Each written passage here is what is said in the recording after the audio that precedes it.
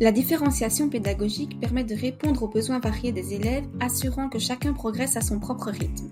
Carol Ann Tomlinson explique que la différenciation n'est pas une simple stratégie, mais une façon de concevoir l'enseignement.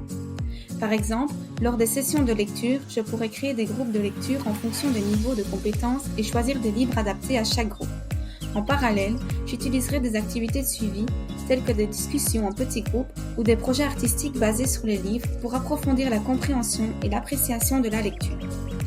En ce qui concerne mes pratiques en classe, dans ma classe, j'adopterai des pratiques qui encourageront la participation active et la collaboration. Par exemple, comme mettre en place un projet de création d'un jardin scolaire. Ce projet permettrait aux élèves de travailler ensemble pour concevoir, planter et entretenir le jardin. Ils pourraient ainsi apprendre des compétences pratiques en biologie, en gestion de projet, en résolution de problèmes, etc. Les élèves seraient responsables de différentes parties du jardin, ce qui développerait leur sens de responsabilité et leur capacité à travailler en équipe. Pour intégrer la technologie, j'utiliserai des tablettes et des applications éducatives pour différencier l'apprentissage.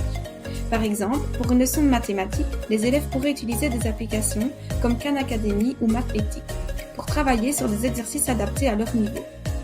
J'encouragerai également les élèves à présenter leurs travaux devant la classe, que ce soit à travers des exposés oraux, des présentations multimédia ou des affiches de projet.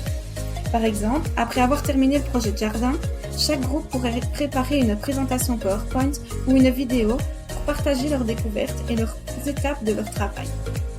Cela renforcerait non seulement leur confiance en eux, mais aussi leurs compétences en communication et en utilisation des technologies de l'information. En plus de mes valeurs et de mes choix pédagogiques, ma personnalité joue également un rôle important dans ma manière d'enseigner. On m'a souvent décrite comme quelqu'un de très calme et de doux, en particulier dans mes interactions avec les enfants. Cette qualité me permet d'établir des relations de confiance avec mes élèves et de créer un environnement sécurisant où ils se sentent à l'aise pour s'exprimer et apprendre. Être douce ne signifie pas être faible, mais plutôt être capable de guider avec patience et empathie. C'est une force qui me permet d'apaiser les tensions et de favoriser un climat d'apprentissage positif. Pour terminer, je crois en une approche éducative basée sur la générosité, l'intégrité, la force et la résilience avec des méthodes pédagogiques innovantes et des pratiques inclusives. Mon but sera de créer un environnement d'apprentissage où chaque élève pourra s'épanouir pleinement. En intégrant des projets concrets, l'utilisation de la technologie et des pratiques de différenciation, je m'efforcerai de répondre aux besoins individuels de chaque élève tout en les préparant à devenir des citoyens engagés et responsables. Merci de m'avoir écouté, j'ai hâte de continuer à apprendre et à grandir dans cette belle profession.